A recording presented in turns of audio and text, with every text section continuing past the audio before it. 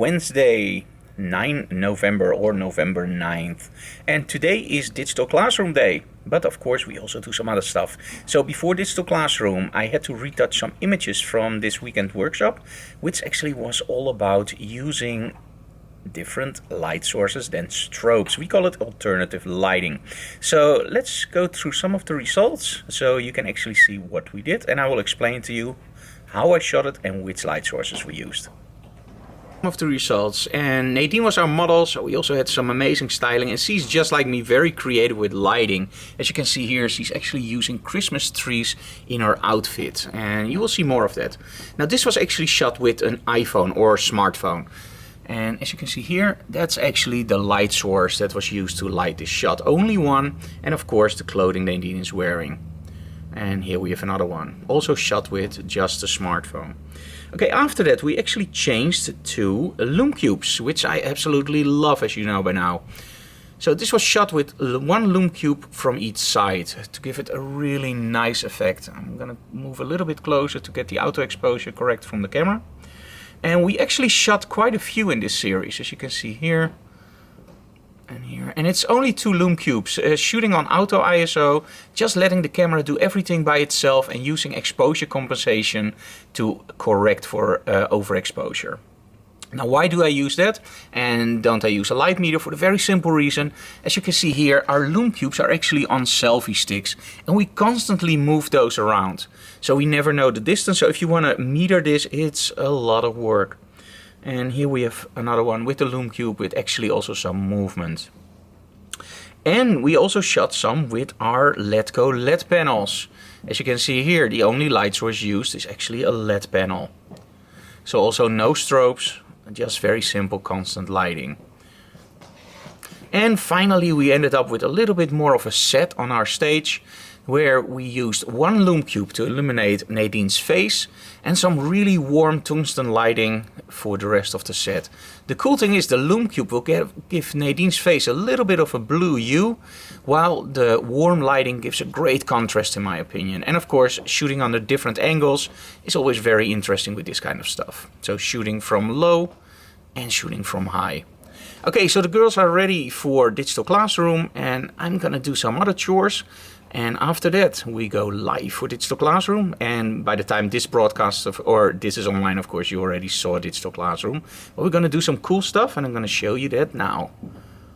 Setups, we're actually gonna use the white background because somebody asked me if I can also do a shot with a full body model, so we're gonna do that. We also set up our small strobes with the Doorhof flash bender and the strip light and grid, so we're going to use that for a portrait. But we're also going to show you how to do an intense portrait with this little baby. And that's actually, okay, focus. Okay, there we go. This is the Rogue Grid. So I really love this to pinpoint the light to the model. And after that, we never know what we're going to do, right girls? No. We don't. So we'll see. And of course we have to do something else today. We bought this 19-inch rack for our new setup if we go live on location. And I still have to assemble this one. So let's see what we can do. Just assembled our 19-inch rack. Now you might wonder, why do you use a 19-inch rack when you have everything in your studio set up? The idea for Digital Classroom is of course also that we take it on location, like for example on a trade show or even a location workshop. And then we need everything in a rack. Of course your laptop you will always have to carry, but I need something where I can mix, where I can get all my inputs, power of course, and a display. So we found a pretty handy solution, I think. I'm going to show you that now. This is how the 19-inch rack looks without anything in it. We actually have a drawer here where we can put our mixer in, and it's probably going to be a Roland with 4 HDMI inputs. We have a Tether Tools connector to our small HD display, which I can actually angle up like this. Then we have one drawer which is fixed, where we can put our Cold Digit on and the Blackmagics and anything else we need. And we have one drawer on the top where we can put our audio and other stuff. So we still have to, let's see, why doesn't it focus? Okay, there we go. So we have to put everything in here like audio and extra cables. Now you might wonder, what do you do with power? If you look in the back, you can actually see that we also have a power strip. So the only thing we need is one power outlet on location, and that of course can be a large battery or a gas generator, or we're going to use a very long extension cord. And if we turn this around, you can actually see from the back it looks pretty nifty too. So that's our 19-inch rack. As soon as we have assembled everything inside, we're going to show you that again, but that will probably be somewhere next week. So for now, we have to prepare for Digital Classroom, right, Annemiek? Yes. Are you ready for it? I'm ready. We're going to do some funky stuff, right? Yeah. We're going to use small flash, we're going to use full body shots, and we're going to use some portraiture, right? Yeah. Okay, so that's going to be awesome. Only 2 minutes left before the start of Digital Classroom. We have our Logitech webcam on me. We have our mixer with 2 microphones this time, 1 wireless and 1 for the questions, some drinks. The chat room 1. Here we have Afra with camera 1. Hi. Hello. Here we have Annemiek with camera 2, and she's also monitoring the Facebook live chat and monitoring YouTube. And that's setup number 1. Small flash, color checker, light meter, iPhone, camera. I think I'm ready. Only 1 minute left. And here we have the big monitor where I can see what I'm doing. Our ledgo panels. And I think it's time to go live. And that means that this is no longer behind the closed doors. So I'm gonna disconnect this one, and Annemiek of course will film some backstage material. So almost ready, and then we go live. Flashes go off at the same time. Very simple, that's what the Odin 2 does. So both flashes are actually connected to the Odin 2, which means that as soon as I press the shutter, at that moment it will send a signal to both strobes, and both strobes will fire, just the same as in the studio. And if you don't have, for example, 2 transmitters, you can also use something called an optical slave. The only thing I now have to do is actually press my test button. So that's that one. Now as soon as for that one, because we can't make that one public. Don't tell anybody. Okay, so I already selected some images, so let's see what we can do with those. Okay, here we have one of the first, and this is the second one.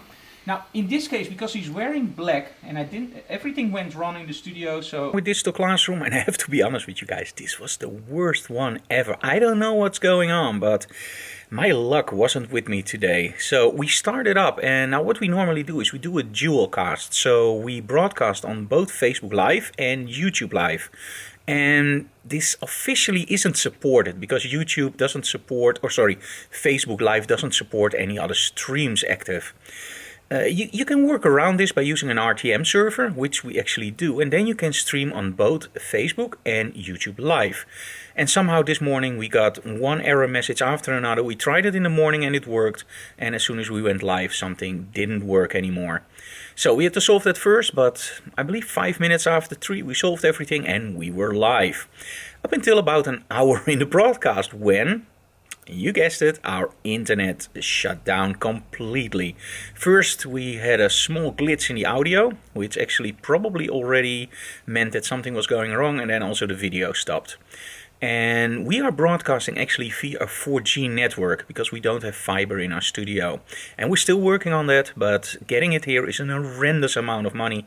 And we are hoping that there will be another solution. And normally the 4G works great. We've been using it for the last few months. And it's very stable, it's very, very fast. And it actually only, I think we had one problem before, but this time it really was a big problem. So we decided to wait a little bit and then tether our internet. So after that, yes, it worked, and we got a solid stream up and we started again. And if you saw the episode, you actually saw that because we moved around a lot and we were looking where is the problem, we actually got 2 cables connected to each other, which meant that as soon as I moved my strobe, our ledgo panel fell down.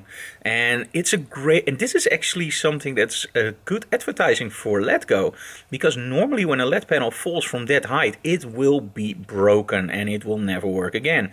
This one, it fell on the floor and we only broke the glass, and it's only like a filter on top. So we can take that off very easily and replace it. And the LED panel still works fine. So great quality ledgo. That's what we need. So what are we going to do next time at Digital Classroom? We are going to use our new setup with the Roland mixer. We're going to use 4 cameras, and we're also going to make sure that there's no lip sync delay, because that was also something that creeped in today on my webcam. We had a lot of lip sync delay. And the weird thing is, we've been doing this for a pretty long time. I think this is the 2nd year in a row that we do live broadcasts, and sometimes there is some problems which you guys don't see, but what happens behind the closed doors.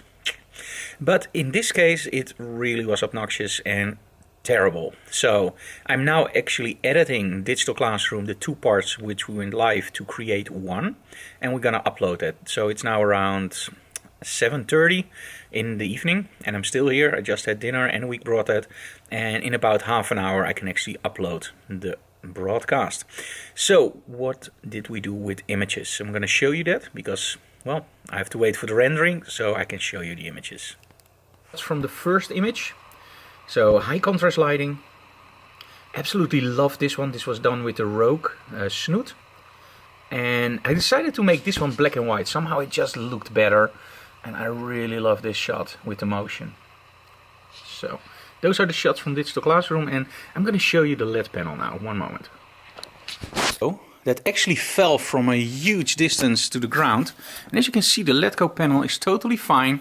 The only thing is we broke the top layer. And again, we can just take that off and replace it. It really did scare us because, again, it was pretty high up. But as you can see, ledgo creates some really cool and sturdy stuff because it looks just fine.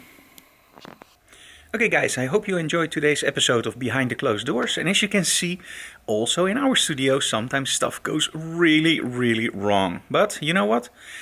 Don't bitch but switch.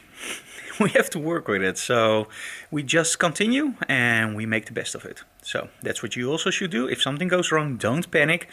Well, you do panic, of course, but don't just let panic control your outcome. Just continue, and you know, people will understand it, and if they don't understand it, it's their problem.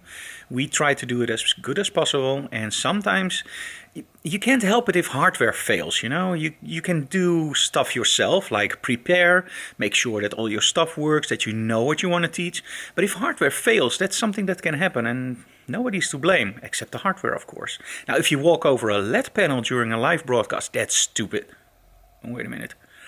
That can also happen, of course. It's the fault of the intern or Enweek. It's never my fault, of course. It was my shoe, but you know, you know what I mean, right? Just laugh about it, and next time will be better, because next time we will have more angles and a hardware switcher. So we hope we have less problems. Hey guys, thank you so very much for watching today's episode, and see you next time. And that will probably be on Saturday, because then we have a cool workshop, and this week is a little bit of relaxing for me. So bye bye guys.